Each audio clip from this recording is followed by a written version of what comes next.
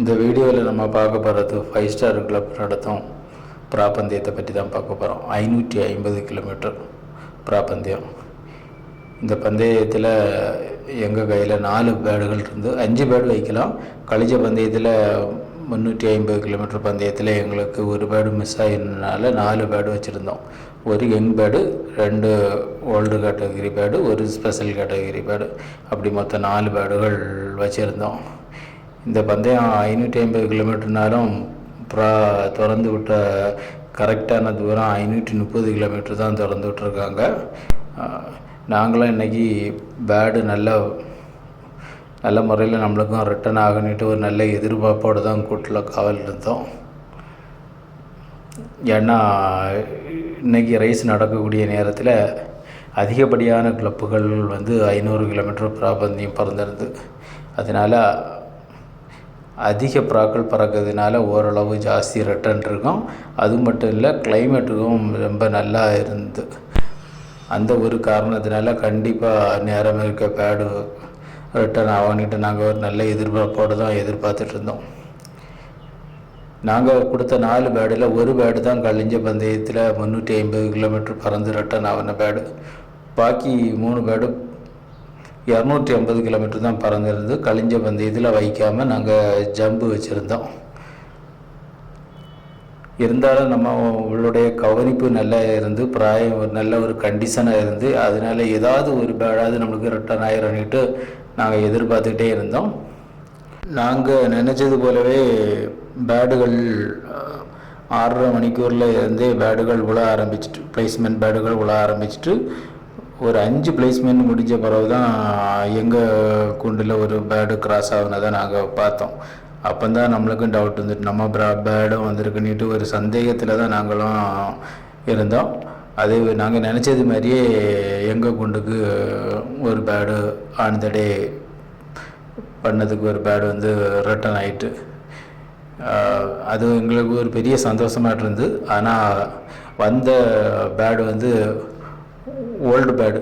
ஆனால் இந்த பேடு வந்த உடனே கூட்டுக்கே போகாது.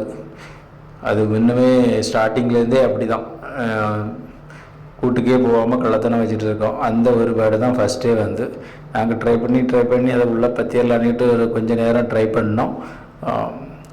பிளேஸ்மெண்ட் முடிஞ்சனால நாங்கள் ரொம்ப பதட்டப்படாமல் தான் அதை என்னென்னையாவது பிடிக்கணுட்டு ட்ரை பண்ணோம். பேடு கொஞ்சம் நேரம் ஒரு டிலே பண்ணிச்சு. ஒரு 5 நிமிஷம் கழித்து தான் பேடு நம்ம கையில் மாட்டிச்சு.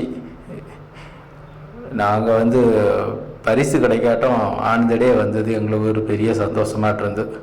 ஏன்னா இந்த வருஷம் ஸ்டார்டிங்கில் இருந்தே அவ்வளோ பேடுகள் தொலைஞ்ச பிறகும் நம்ம கையில் இருக்கக்கூடிய பேடுகள் 550 ஆன் த டே பண்ணது ஒரு பெரிய சந்தோஷம் எங்களுக்கு.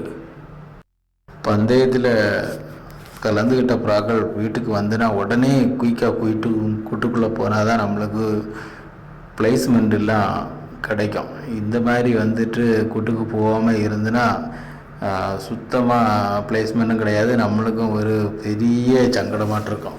கோபத்தில் பிராயே கலைச்சி விட்டுறலாமான்னுக்கிட்டு இருக்கோம். அந்த அளவு ஒரு கஷ்டத்தை கொடுத்துட்ருக்கோம்.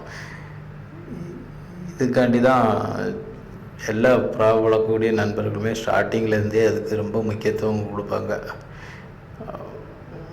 பேடு வந்த உடனே அதை கூட்டுக்கு அடைச்சி ட்ரை பண்ணுவாங்க.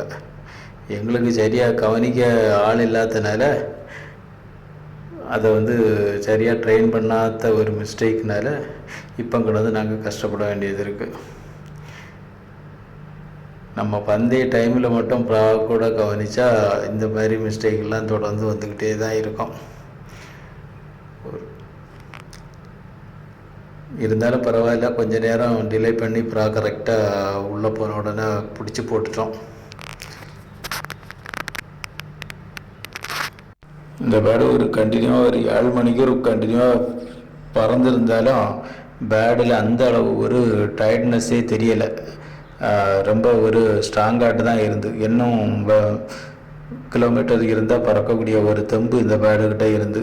அதனால இந்த பேடு அடுத்த பந்தயத்துலேயும் நம்மளுக்கு ஒரு நல்ல ஒரு கை கொடுக்கணுக்கிட்டு எதிர்பார்க்கலாம். இதனுடைய வம்சாவளி பேடுகளும் நல்ல லாங் டிஸ்டன்ஸ் பண்ணதுனால நம்ம அடுத்த பந்தயத்துலேயும் இந்த பேடுகளை ஒரு நல்ல ஒரு எதிர்பார்ப்போடு எதிர்பார்க்கலாம்.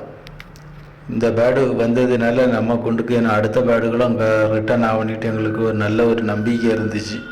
ஏன்னா இந்த பேடுக்கு நாங்கள் என்ன கவனிப்பு கொடுத்தோமோ அதுவே போல தான் மற்ற பேடுகளுக்கும் கொடுத்துருந்ததுனால எப்படியும் ரிட்டர்ன் ஆகணிக்கிட்டு ஒரு நல்ல நம்பிக்கையில் தான் நாங்களும் எதிர்பார்த்துக்கிட்டே இருந்தோம். இந்த பந்தயத்தில் கலந்துக்கிட்ட எல்லா ஃபேன்சியருக்குமே ஓல்டு பேடு கேட்டகரியில் உள்ள பேடுகள் ஒரு நல்ல ஒரு ரிட்டர்ன் கொடுத்துட்டு இருந்து. யங் பேடும் ஸ்பெஷல் பேடும் தான் ரிட்டர்ன் கொஞ்சம் கம்மியாக இருந்து தவிர ஓல்டு பேடு மேக்ஸிமம் 80% பேடுகள் வந்து ரிட்டர்ன் ஆகிட்டு. யங் பேர்டு கேட்டகரியில் பிளேஸ்மெண்ட் கம்ப்ளீட் ஆகாதனால நாங்கள் யங் பேர்டு மேலே ஒரு நல்ல நம்பிக்கையில் எதிர்பார்த்துட்டே இருந்தோம். ஏன்னா வந்து யங் பேர்டு எங்களுக்கு கழிஞ்ச பந்தயத்தில் 5வது பிளேஸ்மெண்ட் கிடச்சிருந்து. அந்த பேர்டு ஒரு கண்டிப்பாக வரணுக்கிட்டு எதிர்பார்த்தோம். ஆனால் நாங்கள் நினச்சது போல் ஒரு பேர்டு வந்து உடனே, ஆனால் அது வந்து ஓல்டு கேட்டகரி பேர்டு தான் எங்களுக்கு வந்து ரீச் ஆச்சு. இந்த பேர்டுமே ஒரு நல்ல ஒரு பர்ஃபார்மன்ஸ் கொடுத்துருந்து. இதுவும் 7 மணிக்கு 10 நிமிஷத்தில் வந்து ரீச் ஆகிட்டு. இந்த பேர்டு வந்து வீட்டில் வந்து ட்ரெயின் பண்ணக்கூடிய நேரத்தில், அதாவது காலையில் நம்ம வந்து பறக்கக்கூடிய நேரத்துலலாம் ரொம்ப நல்ல ஒரு பறவை பறக்கும். மற்ற பேர்டுகள்லாம் ஒரு 1/4 மணிக்கூரில் வந்து இருந்தால் கூட இந்த பேர்டு வந்து 1 மணிக்கூர் டெய்லி கம்பல்சரியாக பறக்கும். நல்ல சவாரி, வெளியிலலாம் நல்லா இழுத்து போவோம். அதனால் கண்டிப்பாக இந்த பேர்டு ஓரளவு ஏதாவது ஒரு இடத்துல பிளேஸ்மெண்ட் பண்ணி தரேன்னு எதிர்பார்த்தோம். ஆனால் வந்து ஆன் த டே பண்ணது ஒரு பெரிய சந்தோஷம்தான். கொஞ்சம் டிலே பண்ணியிருந்து. ஆனால் இந்த பேர்டு வந்து எப்போவுமே வந்த உடனே கூட்டுக்குள்ளே போவோம், குயிக்காக கூட்டுக்குள்ளே போவோம். ஆனால் இன்றைக்கி வந்து கூட்டுக்குள்ளே ஆள் நின்னனாலேயோ அல்லது வயிறு ஏதாவது கழிச்சதுனாலேயோ தெரியல, பேர்டு ரொம்ப பயந்துட்டு ஆளை கண்டு பயர ஆரம்பிச்சிட்டு கூட்டுக்குள்ளேயே போகலை. இந்த பேர்டை பிடிக்க ரொம்ப டைம் எடுத்துக்கிட்டு, பேர்டை பிடிக்கிறதுக்காக நான் ஒரு 5 நிமிஷம் எடுத்துக்கிட்டோம். இந்த பேர்டை பிடிக்கிறதுக்கு 10 நிமிஷம் எடுத்துக்கிட்டோம். இந்த பேர்டு வந்து நம்ம கவனிச்சதில் காலெலாம் நல்லா தொலியெல்லாம் இருந்துச்சு. வெளியில் இறங்கி தண்ணி குடிச்சிட்டு தான் எழும்பி பறந்துருக்கு. அதில் தான் கொஞ்சம் டைம் டிலே ஆகிட்டு. தண்ணி குடிக்காமல் கண்டினியூவாக பறந்துருந்தா பிளேஸ்மெண்ட் டைமுக்குள்ளே இந்த பேர்டு வந்து ரீச் ஆகியிருக்கும். இருந்தாலும் இதுக்கிட்ட இன்னொரு ப்ளஸ் பாயிண்ட்னா, சில பேர்டுகள் வந்து தண்ணி குடிக்க இறங்கி குடித்த உடனே எழும்பி பறக்காது. ஒரு சில பேர்டுகள் தான் தண்ணி குடித்த உடனே எழும்பி பறக்க ஆரம்பிக்கும். அப்படி இது உடனே குயிக்காக எழும்பி பறக்கிறதுனால அடுத்த பந்தயத்துக்கும் இது வந்து நம்மளுக்கு ஒரு நல்ல ஒரு சப்போர்ட்டாக இருக்குன்னுட்டு மனசில் தோணுது. இந்த பேர்டு வந்து ஓல்டு கேட்டகரி பேர்டாக இருந்தாலும் பந்தயத்தில் இந்த வருஷம்தான் பறக்குது. கழிஞ்ச வருஷம் இதுக்கு ட்ரைனிங் வேறு நாங்கள் கொடுத்து வைக்கலை. ஏன்னா அந்த டைமில் வந்து இது வந்து ரொம்ப சின்ன பட்டாவாக இருந்துச்சு. இருந்தாலும் இந்த வருஷம் பறந்தனால ஒரு நல்ல ஒரு பர்ஃபார்மன்ஸ் கொடுத்துட்ருக்கு. நம்மளை கடைசியாக ஒரு வழியாக ஒரு 10 நிமிஷம் கழித்து கரெக்டாக லேப்டாப்பில் பேர்டு சாடின உடனே பிடிச்சி ஸ்டிக்கரை ஆப்பில் போட்டுட்டோம். நம்மளுக்கு இந்த பந்தயத்தில் வந்து 15வது இடமும் 18வது இடமும் கிடச்சிருந்து. வந்த உடனே பிடிச்சி போட்டிருந்தோம்னா ஒரு 8வது இடம் இல்லைன்னா 10வது இடம் அந்த ரேஞ்சுக்கு நம்ம இருந்திருக்கலாம். பேர்டு வந்து நம்மளுக்கு டிலே பண்ணனால கொஞ்சம் பொசிஷன் கீழே போய்ட்டு. நாங்கள் கடைசி வர ஈவினிங் வர ஒரு நல்ல எதிர்பார்ப்போட யங் பேர்டை காத்துட்டு இருந்தோம். ஆனால் அந்த யங் பேர்டு நம்மளுக்கு ரிட்டனே ஆகலை. அந்த யங் பேர்டு வந்திருக்குன்னா கண்டிப்பாக நம்மளுக்கு ஒரு பிளேஸ்மெண்ட்டு கண்டிப்பாக இருந்திருக்கும். அது வராதனால நம்மளுக்கு மிஸ் ஆகி போச்சு. முதல் நாள் முடிவில் நம்மளுக்கு 2 பேர்டு ஆன்தடை பண்ணது தான். இந்த வருஷம் ஸ்டார்டிங்கில் 140 கிலோமீட்டரில் நம்மளுக்கு அவ்வளவு யங் பேர்டும் தொலைஞ்சிச்சு. இந்த வருஷம் எப்படி நம்ம வந்து பந்தயம் விட போகிறோன்னுட்டு நாங்கள் வந்து நினச்சிட்டு இருந்தோம். இருந்தாலும் நம்ம கையில் வந்து ரிட்டர்ன் ஆகின பேர்டுகள் அப்படியே நின்று ஒரு 550 வரை நம்மளுக்கு இப்போ ரிட்டர்ன் ஆயாச்சு. இன்னும் 2 பந்தயம் இருக்குது, 700 1000 இருக்குது.